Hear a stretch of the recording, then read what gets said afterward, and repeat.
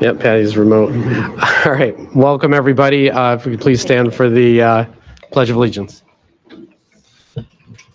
Pledge allegiance to the flag of the United States of America and to the republic for which it stands, one nation, under God, indivisible, with liberty and justice for all. Thank you. Okay, we're going to approve minutes here in a minute. This is our last meeting before we have a little break, right? We don't meet in July, which makes sense, and back in August. So we've got quite a bit to discuss today, and we're going to do that. And I'm sure when we get to the good news and the student reports, we'll hear about graduation and everything else that went on. But I hope everyone's having a good summer to starting out. And let's move to approving or amending and then approving the minutes. And we've got a few of them here. So if hopefully you've all had a chance to look through them. Does anyone have any questions about any of them? Any of the details? We've had a lot of meetings. Everyone's good? Yeah. Okay, then may I have a motion? I'll move to approve the minutes for all 3 meetings as written. Okay, may I have a second? And second by Megan. All right. Any further discussion? No? All in favor? And Patty says yes. Okay. That passes. Adjustments to the agenda. What we're going to do is, because I already passed it, that executive session, which was on our agenda, we don't need that one. We're just going to do the executive session later in the program. And so I think we're going to be all set because we'll be able to just approve. We already discussed the superintendent's contract. So we're just going to, when we get to that, we'll just take the action. Okay, so we got that. So now we move on to public session. If anyone wants to speak and regarding anything that's here on the agenda for this evening, you can come up and speak. Just tell us your name and where you're from, if anybody wants to. Nope. Okay. You don't have to. It's all right. We'll give you the opportunity. So let's move on to superintendent's report. Patrick. Yeah, Aurora, we left you off this because maybe because we didn't think you were going to be here, which, no, it's great that you're here. So do you want anything you want to mention? You don't have to, but anything you came prepared to mention, this would be your time, but it's up to you. You started summer job.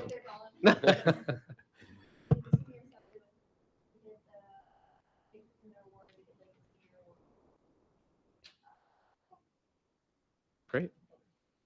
All right, thank you, Aurora. So I'll just share some good news.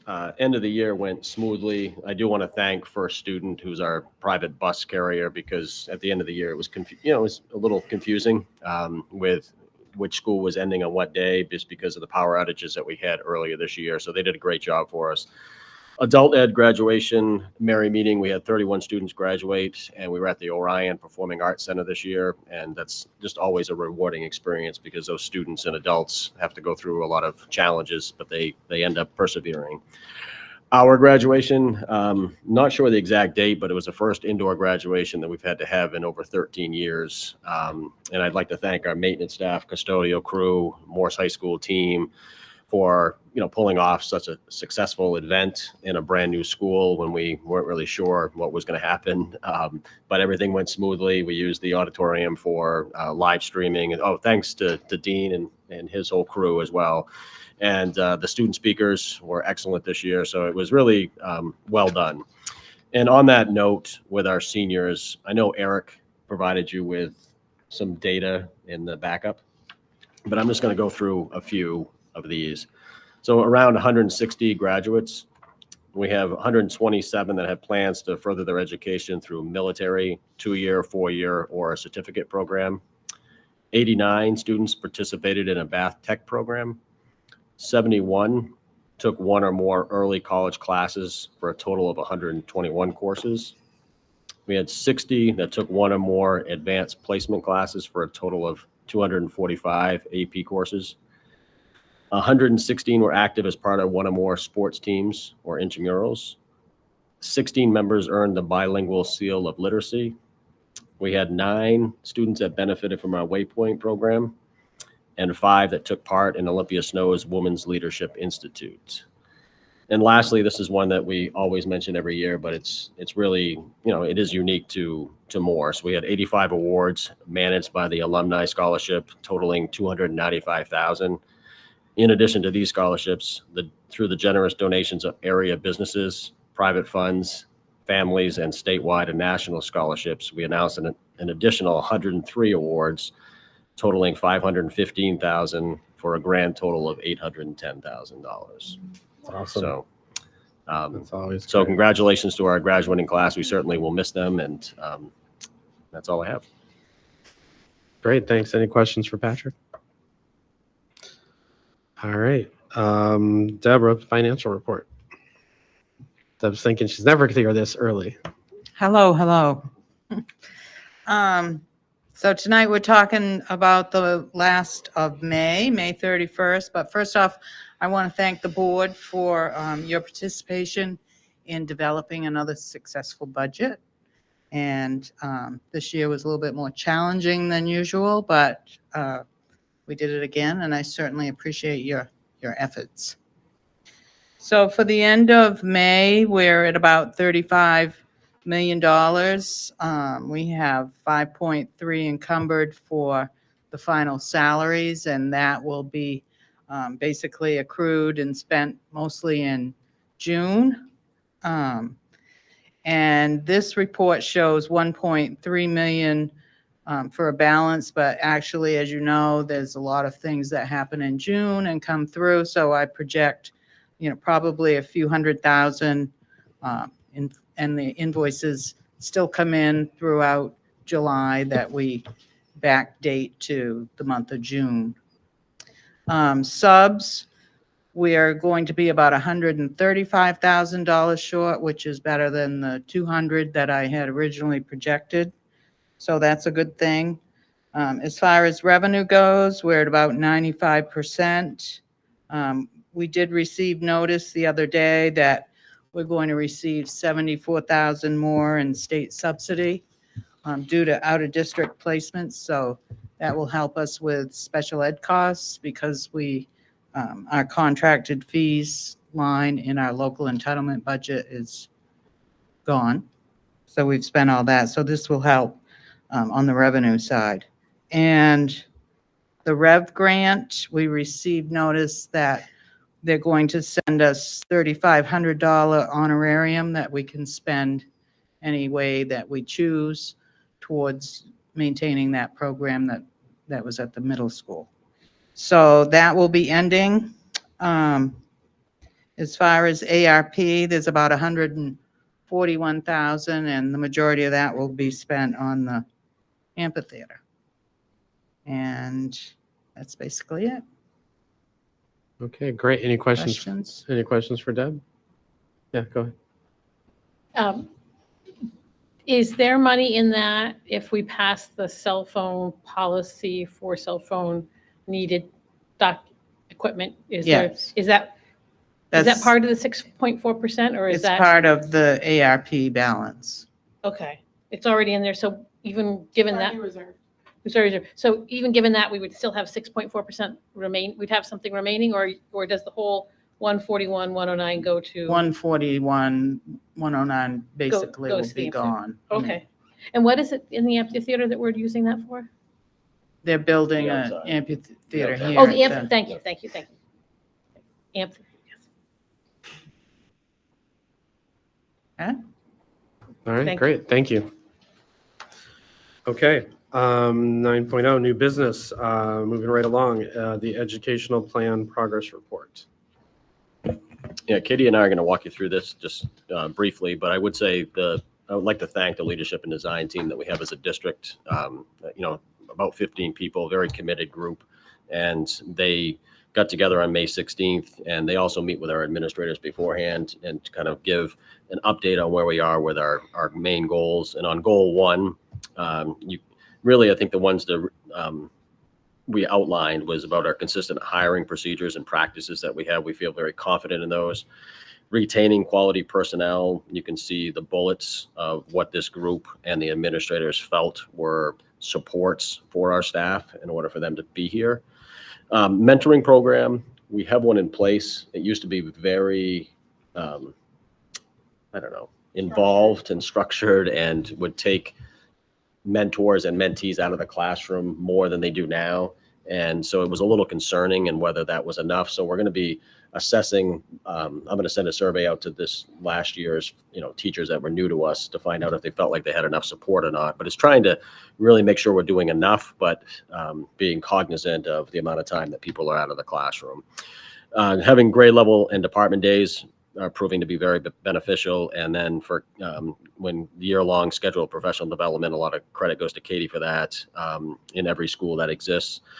And then things to consider on that goal, trying to maybe structure some more peer observations, and also just ongoing brainstorming, determine consistent ways to recognize staff. So that was really kind of an overview for goal 1. Katie, you want to talk about goal 2? Sorry. Goal 2 is all about curriculum, response to intervention, documentation. And so in terms of what we've accomplished that's outlined so far this year, the RTI system at K-5 is fully functional, as you know, quite a lot about it this time. And Beth will be reporting on the data from her past 2 full years, either at our August or September meeting, so we can really show the growth that's taken place for students. At 6 through 8 and 9 through 12, we had some pilot programs going on in professional development. And so it's exciting that we have those systems in development as well. The website for our curriculum, I've collected all the materials, and now I just will take the summer to post everything, but it's pretty incredible that for K-12, we have, a syllabus, a unit outline, assessments, rubrics, depending on what the department is and how they structure all their materials for every single class in the district. So this was a huge project. It's obviously ongoing because every year you revise that, which is great that it's in Google because it just updates itself. So that's going really well. And then there were many requests for people to be able to meet across subjects, but K-12. So like all the people who teach science, all the people who teach math. I was able this year to get that to happen for 6 through 12. And next year, one of the ways to grow it is also to involve the younger grades, possibly doing K-5 with 6 through 8. I'm not sure it makes sense for K and 12 to meet, but I still sort of am planning that. And then finally, in terms of the things we should consider are ways to grow. We actually did one of these things, which was change the protocol for how materials are passed on from one teacher or grade to the next in terms of data sharing, because we're getting better at that. And so we'll see if teachers feel more prepared or we need to continue looking at that. And then obviously, you've all been very generous with staffing for next year.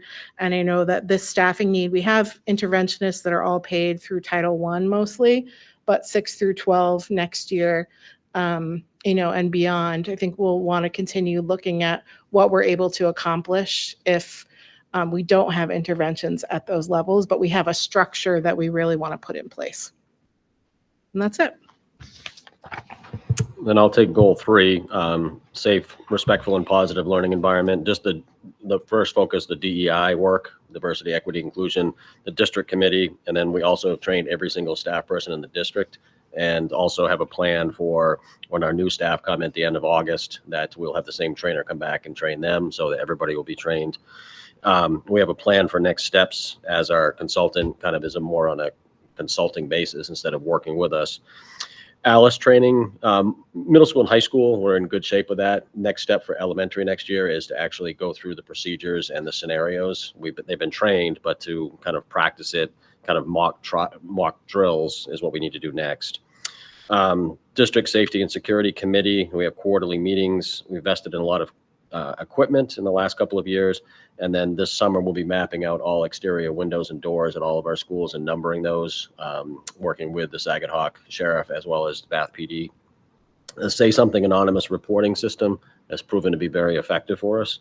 And then we had safe assessments done by Department of Homeland Security at 3 of our schools, and we'll do the other ones next year. And then the SEL curriculum is in place, and we're going to be analyzing its success and kind of analyzing the whole program. And then the last one, collaboratively improve community relations as a district. Some of the highlights were the biweekly district newsletter, the ELO programs that we have. So we have our students out working in the community and have established a lot of relationships with businesses and with different organizations in our communities. And then just continue to work with our PR person, and kudos to Kim Burgess for pushing out a lot of information, news feed, and through social media. We can always do more, but we have some people that are really doing a great job for us to get more information out there in general. So those are the 4 goal areas, and the leadership design team will meet in September, and we'll look at the whole plan. I've kind of pushed them to say, can we add something? Do we want to have an innovative goal kind of to add to this plan? And so we're going to kind of revise it, look at it, assess it. I don't see it changing immensely, but I think it'll be some changes to it. And then we'll come back and provide that to you. And again, I think 2 progress reports a year is proven to be beneficial for us, and it provides that level of accountability. And I hope you guys feel the same way, but we'll open it up for any questions you might have. Thank you. Any questions? Yeah. I just have a question on goal number 2. For the curriculum documents that are going to be made public on a staff website, is that public as in available to the public so that community members can see? No. Okay. Some of the documents will be available because they're the out-facing documentation that teachers would hand out to students. Mhm. But in terms of putting everything out to the public, we can't do that, because then you don't want your assessments and Right. whatnot being out. Yeah, I So, understand that. yeah, so But the any piece, curriculum documents yeah, would be available? yes. The syllabi and things that sort of show an overview of everything that's happening, more specific things will have Google settings where only staff can see them. Okay. So I'll be able to go in the folder on the website and set each of the documents to who should have access to what. Public or Mhm. staff only? kind of Exactly. thing. So would, for example, reading material that's going to be assigned in a particular class, would that be available to the public? Like a list of books on a syllabus, absolutely. Yeah, or Mhm. articles that they're supposed to read, Yes. or links to Mhm. websites. Okay, Mhm. that's great. And that usually also is available, especially at the high school, when the teachers at the beginning of a semester post their course outline or syllabus on Brightspace or Google Classroom. You can also always see that there, but that would only be if you have a student in those classes. If you want to see what other classes are providing, then you'll be able to see that on the website. I think parents at the elementary and middle school level would love to be able to Yeah. have access to those materials. Good. So Okay. this sounds great. Yeah. Great. Any other questions? Yeah, Jennifer. I guess this would be for Patrick. Goal 1 talks about feedback and mentoring, and I'm wondering, those goals would also be applicable to our new administrative people that are joining us next school year. They would be part of a mentoring program in that process, and they would be helping norming those, how they're doing their observations. They'd get a lot of training and a lot of help with that. Okay. And goal 2, I have some old vocab in my head about this, but the RTI things, is that also helping teachers learn how to differentiate within the classroom versus having a student in a particular RTI program? So in the RTI model, it's a triangle, and the bottom is considered tier 1. That's the differentiation that every teacher should be providing in their classroom. When students move up to tier 2, it's because we've looked at their data, they're not making adequate progress, and we're going to have them work with an interventionist or Mr. Decker or someone to try to catch them up. At that tier 1 level, we do spend a lot of professional development time coming up with ways to differentiate up or down. And that was actually the focus of the high school's professional development all their year this year, because we're just starting RTI there. And so we just did a tier 1 sort of research project. And next year we'll move to tier 2 there. Wonderful. Thank you. Sure.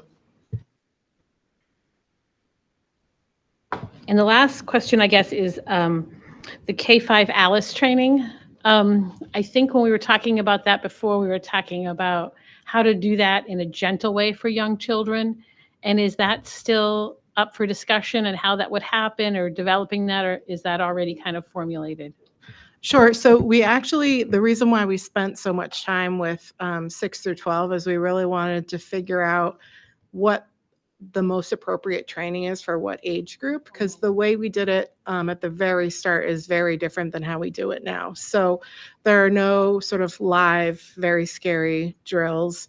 The first items that K-5 will experience are a scenario being read, and then talking through it as a group, because, there's the 3 options of what a class chooses to do in that moment. And so it's very thoughtfully done with no surprises on purpose. And the language is very much K-2 friendly versus 3 to 5 versus 6 through 8. So only enough is shared to make sure students can take action, but they're not scared about what's going on.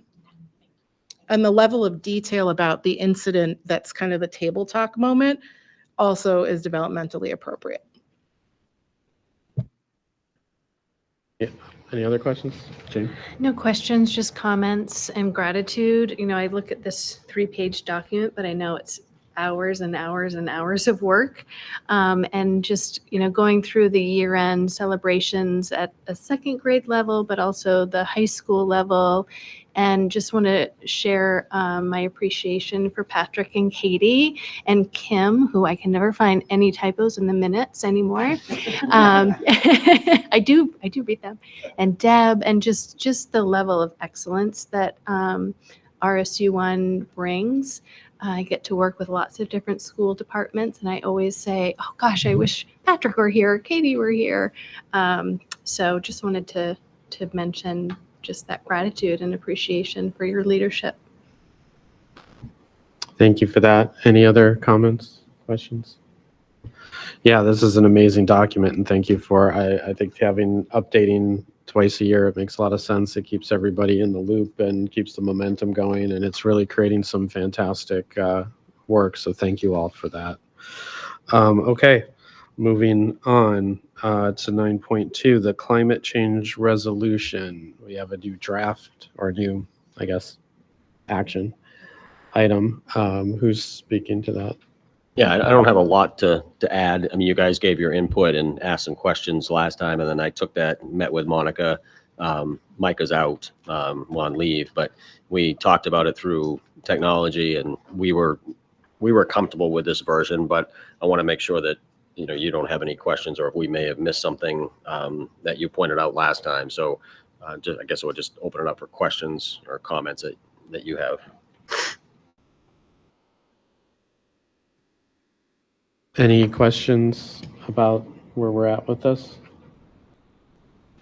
Seem pretty clear. I think Go the ahead. thought process is, if you were comfortable, kind of supporting this resolution this evening, we would be forming the committee, at the end of August, 1st of September, and again having that representation from all of our communities and from the school district, and we'll still be connecting back to the board. And so I think the biggest thing we tried to do was on page 2 is trying to define climate literate, workforce ready citizens, and then we also made sure that all of our communities were in, the wording around those, so that it was inclusive of all of our communities. So those were the 2 biggest things I think that and then maybe also explaining what the working group would do, and that it's an advisory role. Yeah, and, that was obviously it's it's the board and it doesn't tie the board's hands financially. So we tried to put that in there as well. So No, I think it's Anyway. good. It's a good guideline document that, and it's also it'll get a working group, which means people have to think about what they want to do and what's realistic and bring stuff to the board. And, it'll be a good thing to keep on everyone's radar. I think that's good. Okay, so if that's the case, if there's no other discussion, can I have a motion? I just had a Oh, yeah, sure. comment. Yeah, go ahead. As a working group, does that mean that there shouldn't be a board member as a part of it? Should or shouldn't? Right. Or I don't think it's an either or. Yeah, I mean, I think we would prefer to have a person like we do on, kind of, I know we call it a working group, but it's much like our board committee groups, like policy or, so, I mean, maybe one or two people would be great. Yeah, are you in, Kurt? Did you just volunteer? I would, I potentially, I would love to. I just want to see the schedule. Yeah, no, that's fine. Once it's out, but yeah, just let us know. Same, That- same here. Yeah, same. Great. Okay. Thanks, Patty. All right, that'll work.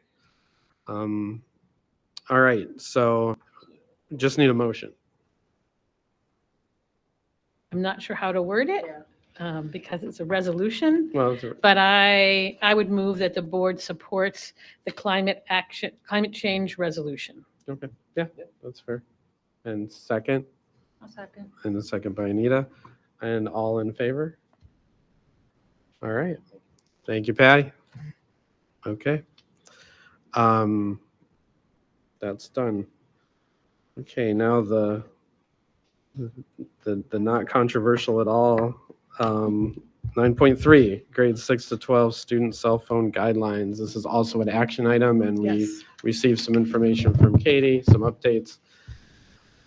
Take it away. Okay, so I'm sure the board, you had the resources, people on the committee, the plan, the procedures, the policies that we need to be updated. And then I'm just kind of going to run through some of the bigger questions that I documented at our last longer discussion so I can give you answers to all the things that you were wondering before you have your own discussion, if that works for you. Okay. So one of the things you wanted was to see all of the survey results. And so that's why I included them, because on my PowerPoint last time, I sort of cut and pasted depending on where the conversation was going to go, so it wasn't overly long. So let me know during the discussion if you have any questions about the survey. That is the entirety of all of the questions on cell phones on all three surveys. So nothing else was asked that you have not seen. There was also a question last time, and I said we had tentatively decided something, but I would go back to the administrators and tell you for sure. And that was what would be included in the Yonder pouch, because questions came up about AirPods, watches, as well as the phones. And in talking to them and in looking through many, many, many guidelines of all the schools that have done this, we're going to settle on phones and smartwatches only and leave AirPods as allowed, just because instructionally with watching video for kids who need to listen to music, for students who are in the same room together and doing different things, it didn't seem like it was the right choice just yet. If they continue to be a problem, they obviously still need to be, you need to have permission to use them and using them at appropriate times. We would consider a change moving forward, but for right now, it would not include AirPods or AirBuds or whatever you want to call them. In terms of if you lose the case, I looked into this as well, and really there's nothing to say that's, it's on the front of this procedure sheet other than it will be treated just like a Chromebook. And so there'll be the $25 bill. Obviously, that would change depending on financial access and whether someone can pay that or it needs to be forgiven, and then it would be replaced. So it would essentially also fall under our technology policy, and so we would need to update that, our handbook for technology as well. If someone loses the pouch or it somehow gets destroyed, during the time, if we don't have an immediate replacement, the procedure would be that the student would leave the phone at the office, and that would be on an individual basis. You had another question about phones or watches or any sort of technology being used for health reasons, both things like diabetes monitoring, insulin monitoring, for students who have particular things they need to listen to for anxiety. And so essentially, I think it will work really well with the wording we came to, which is as long as the student has it in a 504 plan, which they would anyway, in all of those scenarios, then we would make accommodations just like we would with an IEP for different things. And so I don't see a problem around that at all. School staff, you wanted to know what we would ask them to do. And so if you look on the second page, the back of the first page, it's the third bullet from the bottom. You know, the way I landed on it is we'll ask that staff not use their phones while they're teaching or doing their job.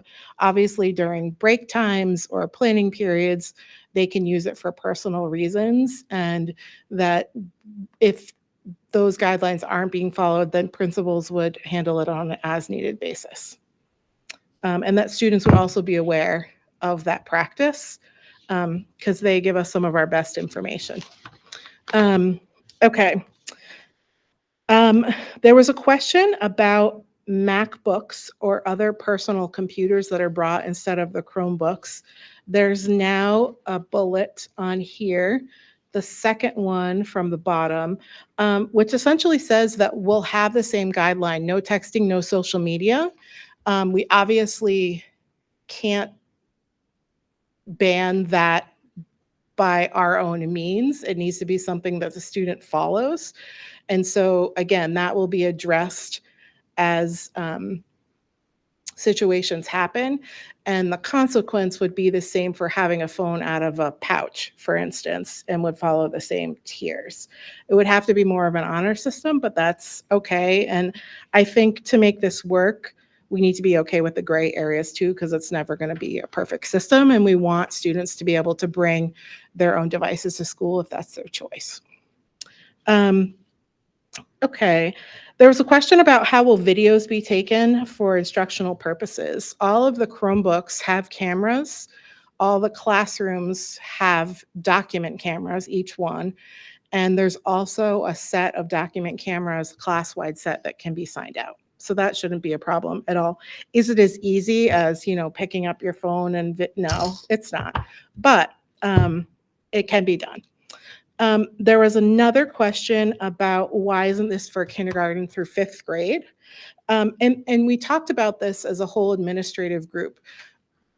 The same policy of no phones and keeping it in your bag where it can't be seen is what we have at K-5. There's rarely an infraction during the class time or recess, for instance. And so we decided rather than, while we're first trying this, spend money on Yonder pouches for the younger students, we would make a point of going over what the high school and the middle school are doing and reminding them of what needs to happen in their rooms, and then really monitor that and see how it goes. But it really has mostly been a non-issue, and so the principals felt like it would feel more punitive than it is necessary. So those are the things you wanted me to go over specifically that you had questions about. I just wanted you to know that in terms of the things that need to happen, if you vote no, obviously the conversation sort of ends here. If you choose to move forward with this, I have a meeting tomorrow at 9 a.m. set up with the principals and the assistant principals and the SRO to just kind of really make sure that we're firm on all these details for the procedures so we can move them from draft to final product and also start thinking about how we're going to communicate this to students as soon as possible, families as soon as possible, staff as soon as possible. We already have that purchase order that you saw in your documents for the Yonder pouches. So we have the quote, we would put a purchase order through tomorrow with the ARP funds. And the final thing to do, as it says on the sheet, is to update the policies that would be impacted. And so those would be coming to you as well soon to the policy committee. But But because this can be something that's a guideline in a handbook through technology and through the school handbooks, that doesn't need to happen before we can start doing this. The final question that I just thought was, I forgot to address this, sorry, Lou. Will we be ready on the first day of school to do this, or should we wait? The principals want to do it from day one. They got very stressed out when I asked them about waiting a month. Because we've done so much pre-work, that they would rather just rip the Band-Aid off before setting a tone of it going one way and then having to readjust. And just so you know that you can have us do whatever you feel is best, but their preference is to start from day one. Hopefully I addressed all the things you Yeah, no, I brought up. believe, yeah, and I think it's mostly the clarity and getting the information to everyone in plenty of time so they understand it's starting on day one. Jennifer, you had a question? Yeah, I think just one of the things we had asked about before was the workload change in the front offices of every school with the amount. Have the staff in the front offices been discussed with directly, or is that something that kind of comes down through the administrators? That's one of the items on our meeting agenda for principals tomorrow, since they work with their secretaries throughout the summer to start troubleshooting that. We didn't want to go through all of that work if it's not actually going to happen. And so, but yes, that is on the list of things to do. And then just my other question is, in the section where it talks about how will school staff follow the same cell phone policy, that section seems to talk mostly about classroom teachers or teachers. What would be the how would that? So I know exactly what you're talking about, and maybe I just need to update the language, because I was thinking about all staff. So I said, Okay. during prep periods, but also anything for a job related reason. So if someone needed their phone for looking up a cleaning product, for instance, they would be able to use it for that. Okay. And then prep times or breaks is really what we call the free time for jobs other than teachers. And so I'm happy to update the language if it doesn't seem clear enough, but my audience for this would be every person who works in this building or the other buildings would be under this. So would you reason. add any kind of terminology regarding building principals in here?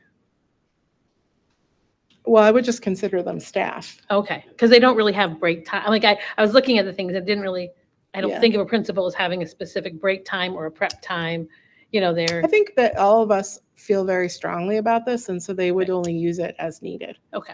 I will say, if anybody needs to use their phones a lot, it's probably the principals. I mean, think about how large this school is. We do have walkie-talkies, but sometimes you don't want something to go over a loudspeaker. And so, Mrs.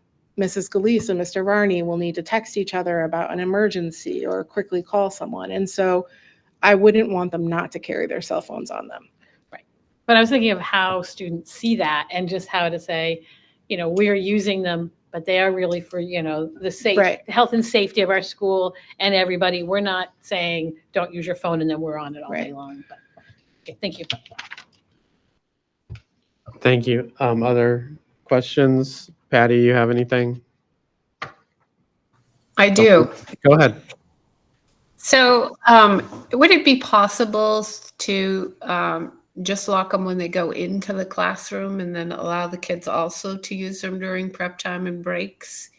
I think that would be an easier sell for the kiddos. I get that we're trying to get them to communicate a little bit more with each other. And I wonder if that would be counterintuitive if we let them have it a little bit and not. But I feel like that would be a little more easier for everyone to adjust to, maybe, and parents to adjust to, and just so they know that at some point during the school day, kids can unlock it and message them or a friend and then block it back when they go back into the classroom. Because I feel like just some of the stuff I hear with the kiddos in class on the phone or texting or looking at their phone, you really can't focus on your 50 minutes of lecture time. So would that be a possibility? And I'm not really sure how that would look like. You'd probably need more locks in the hallways or near the classroom so they can lock going in and going out. But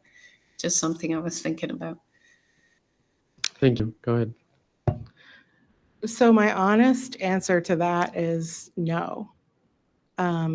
That actually most of the research says that that just continues the problem. In the, well, I can't remember his name. I think it's one of the first articles on here. The one that says comprehensive article, that researcher is the person who's essentially looked at every single study and read the most, and he's considered the expert. And he goes over all the different ways you can do this and essentially talks about how the only successful way is to do it all day. Because as soon as you are locking and unlocking things, it's a lot harder to monitor who's locked what. It also would cost a lot more money because we would need magnets everywhere, and we don't have that money set aside. And part of the reason why this is important is not because we don't want students to connect with their families. It's that if you remember the charts I showed you last time of how much time is spent on screens and social media, that's actually increasing depression and anxiety in students. We would like to protect as much screen-free time as we can during the moments when we can control that. And so I think it would defeat the purpose if you have people going on social media while they're walking the halls. And I wonder if it actually would decrease conversation even more during lunch and whatnot, because it's the only time that students are allowed to use it. That's my very brutal answer. Because I don't think it would work. I would prefer to not do it at all, actually. I think it would be really hard to do that. Do we know if any of the other schools around us do it and how successful or unsuccessful they are? Or the ones that have done it do it when you walk in and walk out. I haven't read any procedure manuals that do it like you've just described. It's at the office and it's at the front doors or the doors where students walk in. But are you asking, are we like the only, I mean, locally, who's doing it? Who else is Yeah, doing it? we're the only Up in Maine? are doing Or are it. we the first? You know, I actually didn't look that up, but I know almost every day in the paper there's a different thing Somebody else about is it. doing it, I know. And we actually have someone from Falmouth here who's starting an association of all the southern schools who want to Okay. do it. And Very so if I apologize, I don't have the names for that's you. okay. I know we would Just curious if absolutely you know. not be the only one. I know in terms of big districts, Augusta is one that we know has done it and done it successfully. But I don't know the names of all the little ones. But I'm sure it will be more and more. Well, and the other thing to keep in mind is, I mean, we're doing this for the health of the kids. And so if it for some reason, however we were doing it, did not work, we would adjust and Correct. change so that it would. The point of this is to be successful, is for everyone to be healthier and happier, not Mhm. for it to, Right. be some punishment or something. So And I think that's why I believe it's worth trying to, see where it goes, but go ahead. It's not going to be an easy decision. It's not going to be popular. But I think in the long term, people might will see the benefits of it. I think that it's no secret that I sit here and advocate for mental health services in our school budget. And this is something else that we can do to address youth mental health. And it's difficult. It's difficult for me to watch Aurora and know that it's really deeply affecting her. But again, it's one of those decisions that I think is the right one in the end. And hopefully in a few years, you can look back and say, thank you. I'm glad you guys did that. But it concerns me to see the survey data. And I think a lot of kids are underreporting their usage because they don't realize it. And it's so, like, I would do the same thing. And the U.S. Surgeon General today was saying that he wants to have a warning, just like we have a warning on cigarettes, because so harmful. And I wonder sometimes if as a society we're sort of like learning on our young people how all of this works. Yeah, so I support it. Surprise. Just a quick follow-up, and all the articles I've included are actually, I can't think of one in all the research we've done where students are excited or like welcoming this. However, almost all of them report an appreciation after the fact. Whether that would happen here if we do this, I have no idea, but that was heartwarming to me. I also think that, you know, as a mother myself, the idea of, you know, I have an 8-year-old, so he doesn't have a cell phone yet, but connecting with your child throughout the day, you know, we don't do that with our elementary students and they're okay. And 10 years ago, we didn't do that with every single kid who had ever gone to school. And so while that will be different and maybe not what we want as parents, the purpose of it, I'm assuming, is what most people would want, for their student to feel happy and less anxious, if that is truly the impact it's supposed to have on them, and also more connected with others. And if there is a problem, of course, they would go to the office and immediately make a phone call. And we would make sure of that, just like it was, you know, in the 80s when I was in school. Great. So being a devil's advocate Yeah. here, from a safety and security standpoint, if there's less phones, say during break times and all that, do you feel that, like, say something, you know, if there's an emergency or if there's an active shooter in the school, is it going to be a hindrance not having the kids having their phones? Or So those apps you can do through a Chromebook, so they would still be able to access the apps for reporting. In terms of the safety piece, there are 2 letters included, both from the Bath police chief and the Saginaw Hawk, that say actually the research shows it makes it less safe if all students have phones, because misinformation gets out in an active shooter situation. Families panic. They all descend on a site where it would be more helpful to have less people. A phone alarm can go off when people are supposed to be hiding in quiet. Students are watching their phones and looking at their phones, texting their families and not paying attention to their teacher and the directions. And so while it seemed counterintuitive when I first started learning about that on our committee, it actually does make a lot of sense. And our police, you know, our law enforcement people in the community also very much would support this. Anita, you had something? If you'd asked me whether or not I would approve, you know, this whole change back was a week or 2 ago when it was first brought up, I would have leapt right on it. Yeah, I'll vote for it today. You know, we'll go for it. But there was something in my gut that just was bothering me. And so I've really put a lot of time in thinking about it and reading the articles that you've shared and looking up other stuff and trying to find answers to questions that I had and looking into what yonder pouches really are, where they came from and everything. And for all the reasons that, like Jamie said, I absolutely support a ban on cell phones. And honestly, I think that's a decision ultimately that's up to you guys as the administrative team. That's a decision level that usually happens at a building, not at the board level. But you need our support to purchase these pouches. And I'm left with a lot of reservations about the pouches. I feel like in many ways it's taking away a level of trust in our students.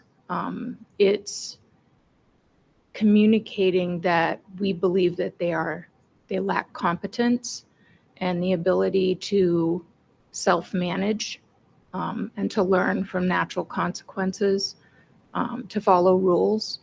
And I feel like the students that are going to be most impacted adversely by any disciplinary action that comes because of the pouch not being used the way it's designed and assigned would be students who would probably violate the policy anyway. And those students are more likely than not to be students that use their phones and are in situations that we probably want them to be able to use their phones. They need access to be able to communicate, whether it's finding a place to stay that night or, finding, getting in touch with service that they need or whatever. Those things don't stop because school stops.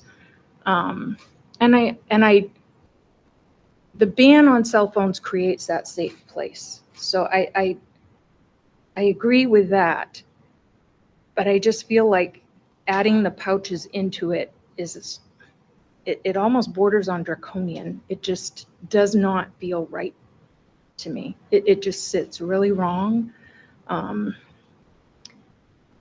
Yeah, that's kind of where I'm at with it. I'm just really uncomfortable with that piece of it. Yeah. But I mean, I feel like the one teacher that takes the phones in the beginning of class, I feel like that's a great idea. And if we could pouch them at the beginning of every class, I mean, I'm totally against them in class when they're supposed to be learning. Well, I think, yeah, but logistically, that's just can't happen. And I think the purpose of the pouches also, I think there's some articles that refer to when they have said, just keep it in your backpack. There is still that, they know they could get it.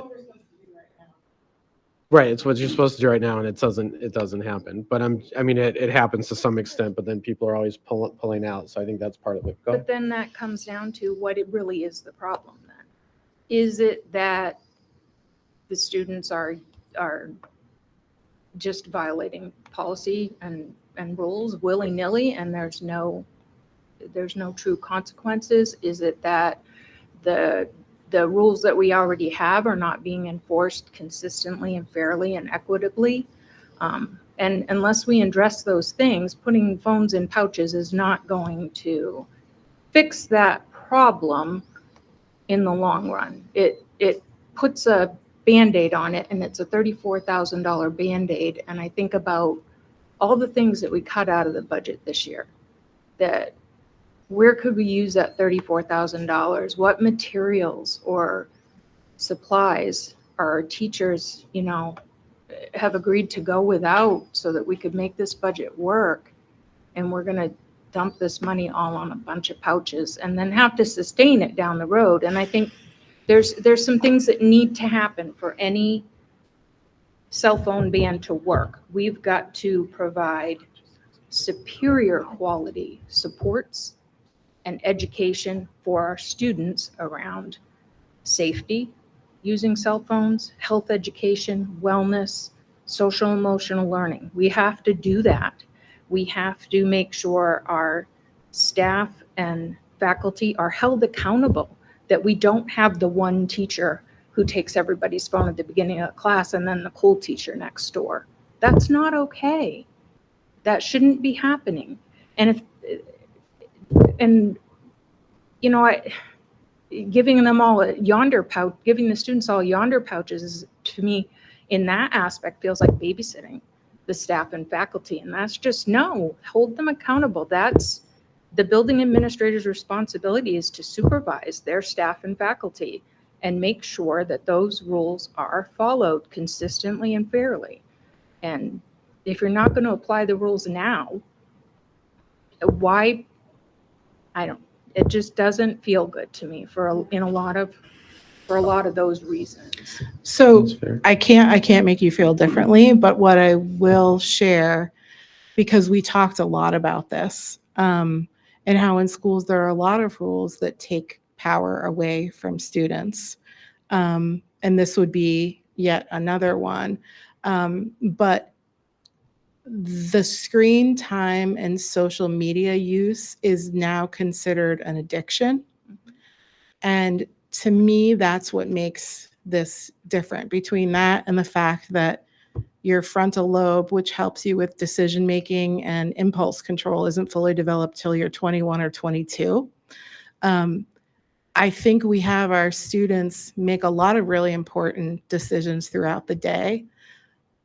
What is often shared in this conversation is because of addiction and because of brain development and age, this is a very, very hard thing to be able to tackle in the same way as having your phone in a pouch. And while yes, I would love to say that our principals could be in every classroom all the time, monitoring things, making sure everybody is following every procedure. We've been trying to do that for years, and there will always be loopholes. And so it really just comes down to which of the two scenarios people feel more comfortable with, just like you shared yours. And just one last area of discomfort that I have about it, just to get it out there off my chest, is that, yonder pouches, their history, where they came from, they started out being used in venues for concert events or, entertainment events or events that like, what am I thinking of? Like if you would sign up to go to a seminar or something, and they would say, or a TED conference or, something like that, a work conference, they would use these. And in those situations, you have the people attending those things have the option. It's a consumable. It's something you choose. It's to access and use. So if you know that you're going to be told not only that they would prefer cell phones not be used, if you have to use it or take a call, go out, outside the venue or whatever, and they have safe locations set up or whatever. Not only that, but they're going to expect you to put your device in this pouch. You have the choice to say, well, I'm not comfortable with that. I'm not going to attend. I'm not going to purchase that consumable. Our students don't have a choice. They have to come to school either way. And that doesn't feel good to me. So these are all my things that are sitting, it's just that. Yeah. And I would Appreciate that. say there are lots of things you could say that about with students' language, for instance. That's something that we very much control and give consequences for. That is something they could say different things outside of this building all the time. And so I would hope that we wouldn't say, we want students to be able to, have complete free will within this building. Like, to me, that falls into the category of the things that help a school run well so kids can learn. But we don't put tape over their mouths to keep them from speaking. They have to make a conscious decision to follow the rule. The pouch is effectively duct tape. There's not a choice. That's just where I'm left with it. Okay, Am I Jamie, go ahead. Am I You're on, working? you're on. Okay. Go ahead. So to me, the Yonder pouch is a tool that administrators and teachers are begging for, because the addiction of cell phone use is getting in the way of what they're being charged to do. And I understand, how you could come up with that thought process. I think for, the language, there are students who choose not to follow those rules, and unfortunately they leave school like that. They do have choices. And I think, you mentioned the kiddos that are really struggling with finding a place to live and trying to help figure out how to problem solve whatever challenge is happening in their lives. And to me, you know, you and I bond over that heart of those students being so precious. And it's one of the reasons that I work so hard in my day job to make sure that there's always someone in this building or at BMS or at Mount Ararat to say, I'm here, let me take that from you. We don't want students to have to worry about how am I going to pass this history test and figure out where I'm going to sleep tonight. Like, let me take that from you. Let us in the support staff do that for you and protect them maybe just for a few hours. But I truly believe that these Yonder pouches are a tool. When I think about implementing this, I see it as kids are still going to use their cell phones in different ways. It's not going to be perfect, but it's going to be better than what right now administrators and lots of friends that are teachers that are like, help, we can't get through a lesson. And it comes back to, this is an addiction that all of us struggle with. I would love for someone to come tell me, I'm going to take your phone for 8 hours. I would probably get so much done. Like, you know me, I love my social media, I love my phone. But I think what we're trying to do is just create this protection for young people to come and learn and rely on their community that's all right here, ready and willing to serve them. Anyway, my 2 thoughts. Anyone else? Me.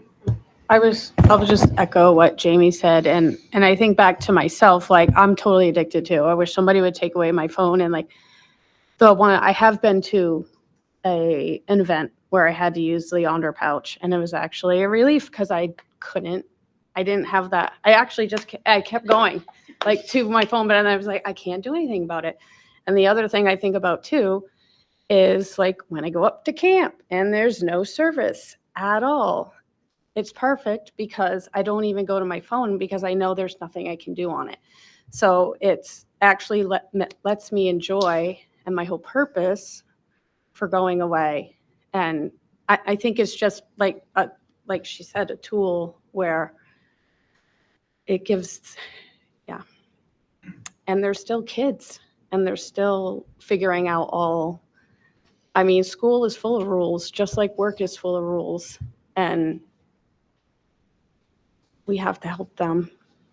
And I also want to point out, I don't think we talked about this last meeting. I think it was known for people who follow our meetings and such, and it's been on the agenda. I don't think I've gotten any negative feedback from any parents or anything about this in the time that we've had this last month or so. I've had a couple of colleagues say that they're all for it. I have one quick question for the digital native, the only digital native in the room. Aurora, do you think kids would be inclined to not go to school if they can't use their cell phones? Have you had a chance to chat with any of them? Yeah, I mean, the response I've gotten from other students is a mix. Like, I've maybe run into like 3 people who are kind of indifferent to it, and then a lot who are very indignant, especially because we're going to be seniors next year, which means a lot of my friends aren't taking very many classes, and they have their open. So I can say, at least among my friend groups, I do think it's very possible that some people would just skip school knowing they can't go on their phones. And I think I heard the argument that, well, like, if everyone else is on their phone, then there's no reason to be on it. But I think, I don't know, especially with senior opens, that's not going to be entirely true for seniors, at least. And as a follow-up, I think teenagers use their phones in a very different way than adults do, because they have been so integrated into their entire lives. Like, for example, I grew up in the military, so I have a lot of friends that are in like Texas, California, Germany, South Korea, and they're not going to be doing it, and I can still talk to them. And I don't know, waking up in the morning at like 6:20 or 5:50, no matter what, you're going to be tired, even if you do have something to look forward to that day. And I guess just knowing you have to go and you have to sacrifice your phone for the entire day is going to make it, well, you might not necessarily entirely skip school. It's just going to make it more difficult to convince yourself that it's worth going. Anything else? Kurt? I guess I would just respond to the comment about administrators and teachers monitoring phones in schools and the variation across classrooms. That I feel like I'm not a certified teacher, but I do work with students a lot. And if you have to do one less thing in terms of discipline or, management, if a teacher doesn't have to think about, oh, who has a cell phone out? What do I say? Who's doing this? How, the amount of time you spend on sort of discipline to reduce that and take that out of your hands and take it out of your responsibility and have it be put on the administrator or the school board or whoever the bad people are who have created this. I think every teacher would be in favor of that. I don't know if you want to comment on that. Maybe not every teacher, but I think The survey results are very strong for both parents and staff, so. Aurora, go ahead. I do have one comment on that, on the fact that I know a lot of my teachers kind of do use cell phones as a crutch for entertaining kids once they run out of a lesson plan. And I can tell you that happens really, really often. So actually, in that case, I do think a cell phone ban would be beneficial because my teachers would actually have to finish a lesson plan. But on that note, I still stand by what Mr. Foster does, which I mentioned before, where he just has the pouch on the wall where you turn him in during class. And if he sees you on your phone, you have 3 strikes, it's a detention. Everyone in my class abided by that rule. We were all satisfied with it. None of us were really that upset about it. And we had full lesson plans and very productive classes, but still had the freedom in passing periods. Yeah, I think the first thing is we're not pioneers on this. And you've done a lot of good work and research and everything, but we're not the first to use the pouches. We're not the first to have a ban. And if it wasn't so overwhelming that after an initial period of adjustment that everyone seems to be good with it and happy with it, I'd say, okay, maybe we don't do it right now. But again, we're in charge of this. If it's an abject failure for any reason, or it's like, wow, you're right, the pouches aren't working, we need a different way of doing this, then we do it differently. But everything is pointing to, this isn't an unknown, completely unknown, and saying, oh, we're spending, it's a big risk spending this money because no one's done it. They've done it. And while you might feel this way right now, or I don't know, it may change. And when kids have opens and they come to school, they're not, seniors are in and out sometimes. Well, you'll have your phone when you're out of the building. So it's not like for seniors who have opens, it'll be pretty accessible for parts of the day. But the whole point is that because the mental health is, it's just being proven day after day. And I've seen stories it's almost daily now with schools worried about this and what's happening. I think we have to try, my personal opinion is we have to try and see how it works. And if it needs to be modified, we modify it. And if it works with the pouches, everyone's good, that's great. But it's not the whole concept of that kids need to have phones during the day like it's a right. It's just not. I'm sorry. I know you feel differently, and I know my kid feels differently to some extent, and that's okay. But it's there's nothing wrong with this trying this and see where the kids are, because again, we're doing this so that the kids will feel better. If they don't feel better and things aren't better, then we have to sit back down and say, well, what are we going to do? But I appreciate where you're coming from with all this, and I get it. But I think if you don't start with something like this, maybe we'll get to a place in the culture that when people understand that, maybe we won't need the pouches after a few years. I don't know, but I think it's worth a shot anyway. Go ahead. I have no doubt that the pouches will work. They will do what they are intended to do. It's more about the principle and just how it feels to me. And I will acknowledge that there is a piece of it, honestly, that I kind of put I'm someone who empathizes.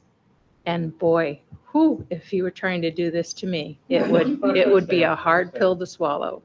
So there is a piece I of me completely that I understand. will acknowledge it comes from that bias. I have no doubt that the pouches will work. I just wanted to share openly what my reservations are, because I'm sure I'm not the only one No, with I discomfort appreciate and reservations you're always, about it. Anita, you were always very thoughtful and empathetic, and that's it's always why it's great to have you on the board, and not disagreeing with what you're saying. I'm thinking in terms of, I'm trying to look at it as unemotionally as I can in terms of what has worked, what the research is, what is out there, and why I believe it's worth the risk, the time, and the effort to give it a shot for the benefit of our students. And that's why we're doing it. There's no other reason to do it except for that. Did you first, Jamie, then Aurora? Go right ahead. Okay. I was just going to say, if we're talking about making the students feel better, then like I've said with the Mr. Foster system, like I know a system that works and that has made me and a lot of other students feel better about it, especially in the classroom. So I understand the like logic behind taking this step, but I think it's frankly unnecessary if like we're doing it for the benefit of the students. Like as a student, I know what has Right. benefited me. I think what you're saying, but what the difference is, then you start getting into some of the detail. The difference being that you're intermittently on the phone, even if you're not during the classroom. And what all the research is showing is that students perform better, do better, and are more content if they just don't have to worry about being on their phone at all for that day. That's just what the research shows. So I know you're into science and you're into what that looks like, and it would be different if in Katie's research she had found, oh, well, there's this whole set of things here saying when kids are intermittently using it, it works out. And again, this is an evolutionary process. You're the first generation that's experiencing this, and it may shift and it may evolve, and it may come to a place where as people, we are more disciplined and able to do that intermittently. Right now, the way social media is, the way all of it is, we're not. We're just not. And the rates of depression and anxiety are through the roof. And a lot of it is connected directly to this. And you may be like, and everyone's individual. You may be fine with it and how you grew up and how you've utilized it. So it's not critical of any individual, but as a people, it's just not working and it's not helping school. And I think that's where it is. So but I appreciate where you're coming from, and I love to hear how you're viewing it and your perspective, and I appreciate you standing up. Go ahead. I'd like to make a motion if I could. Yes. I'd like that we move to approve the grades 6 through 12 student cell phone guidelines. And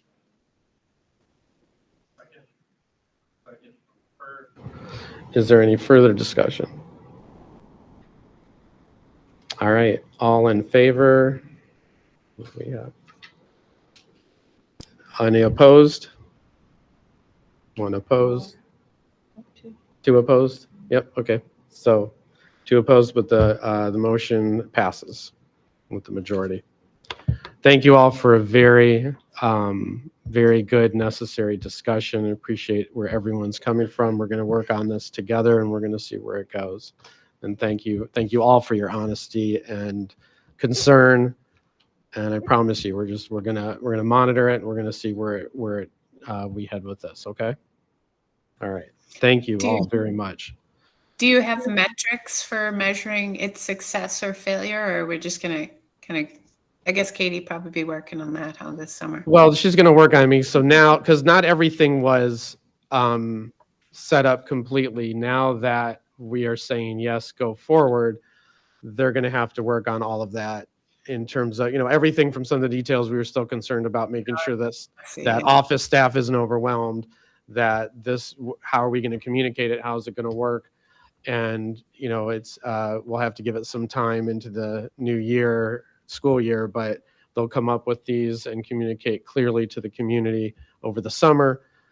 We'll start it with the new school year, and, we'll be able to evaluate. I'm sure, Katie's really good with coming up with how that's going to be analyzed. So we will go from there. Katie, do you have anything else? I was just going to say, I'll make sure that I have answers to the office work and the metrics for success and failure, and a few of the other things I wrote down that you guys asked for the August meeting, because we'll have everything finalized by then. Yeah.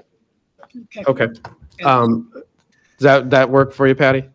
Yeah, that's good. It'll just be curious to see how it goes. I mean, I know it's an adjustment for everybody. I'm kind of the all or nothing is a little hard for me. But I mean, there's a lot of good research, so we'll just see. Yeah, that's why I said we're going for that, and if at any point things are not quite right, we make adjustments. But that's, it's we're making the attempt. Okay, 9.4, second reading of board policies. This is an action item. The EGADR, copyright compliance administrative procedure. This is an update, right? You've got it last meeting. Are there any questions, discussion? If not, may I have a motion? Okay, motion from Jen. I move approval of the policy. Okay. And second from Megan. All right. All in favor? All right. That passes. Personnel items, Patrick? Yeah, we have 3 resignations. Kelsey Frost, grade 2 teacher at Dyke Newell. I'd like to thank her for 6 years of service. Taylor Robeson, grade 2 teacher at Dyke Newell, for 2 years of service. And Amy Bennett, pre-K teacher at Phippsburg, 2 years of service. And then for nominations, we'll walk you through those, whether you want to take them as individual or as a group. I think we'll take it as a group. Okay. So nomination for grade 1 teacher at Woolwich. We had 10 applications, interviewed 4. You can see the committee membership there.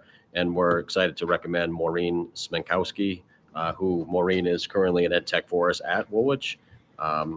Second position is librarian at Bath Middle School. We had 2 applications, interviewed both people, and recommending Melissa West.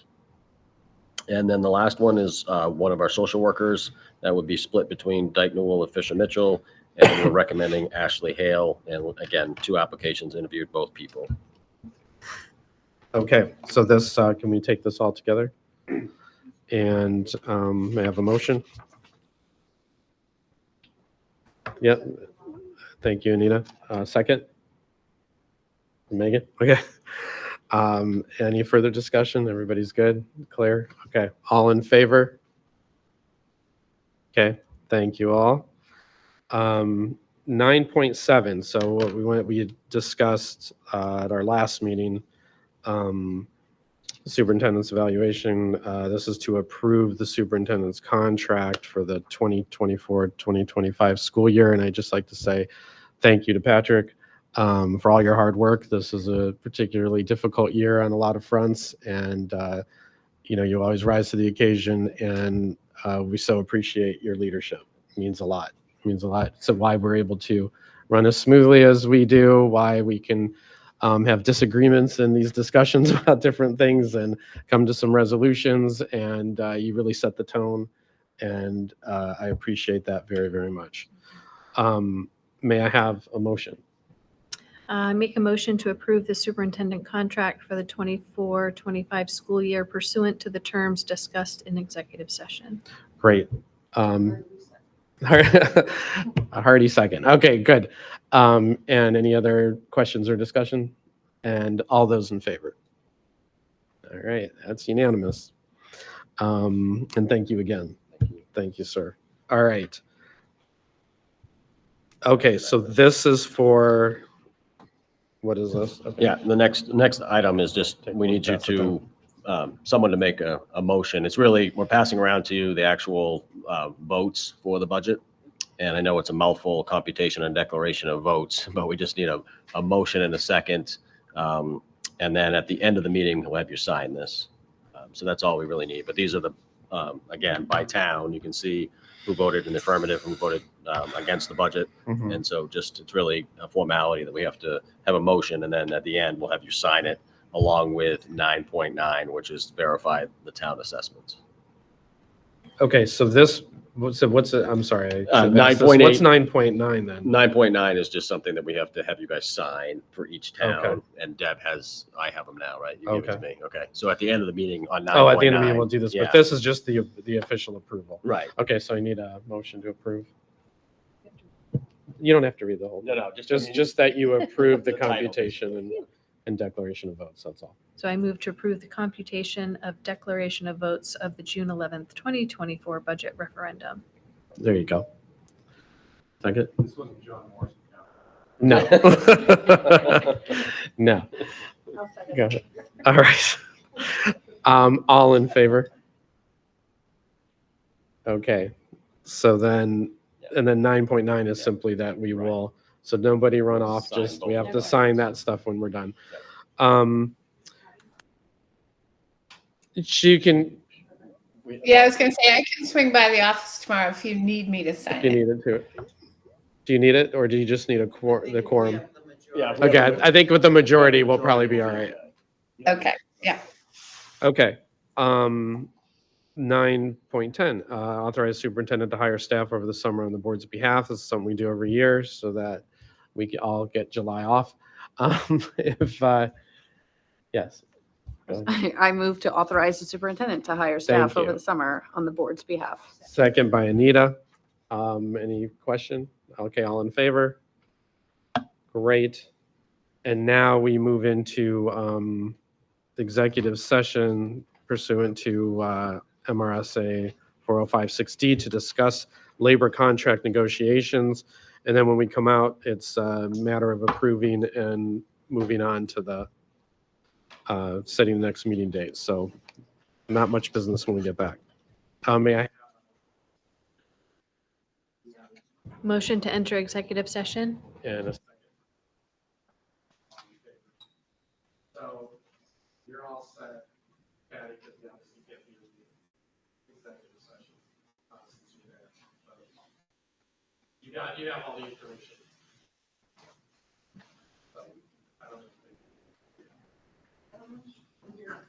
Because mine wasn't on. Patty, can you hear me? Yeah, so we're Yeah. going into executive session, so you can't obviously, and you already have the information anyway I do. from what it was, so it's just to do the official stuff. Okay, thanks. Yep.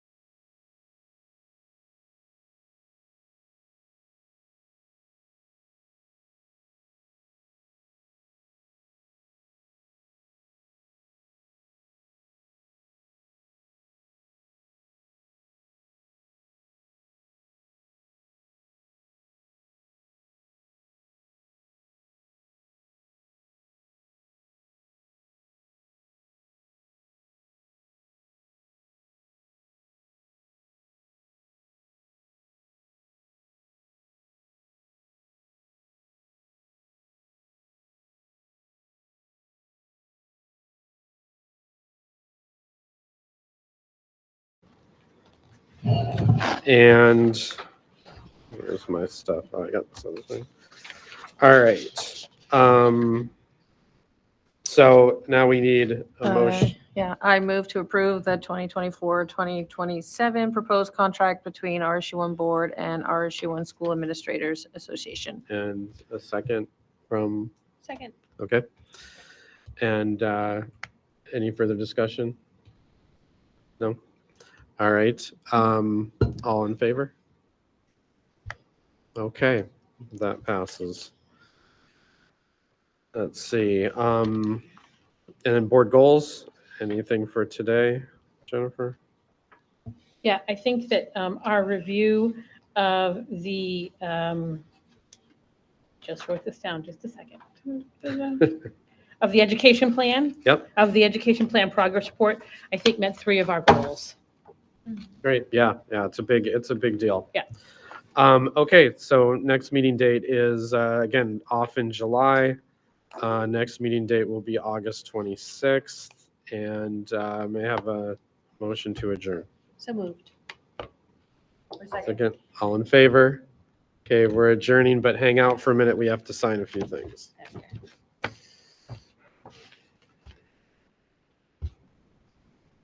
Thanks, Patty. Yeah, have a good summer. See you guys in Yeah.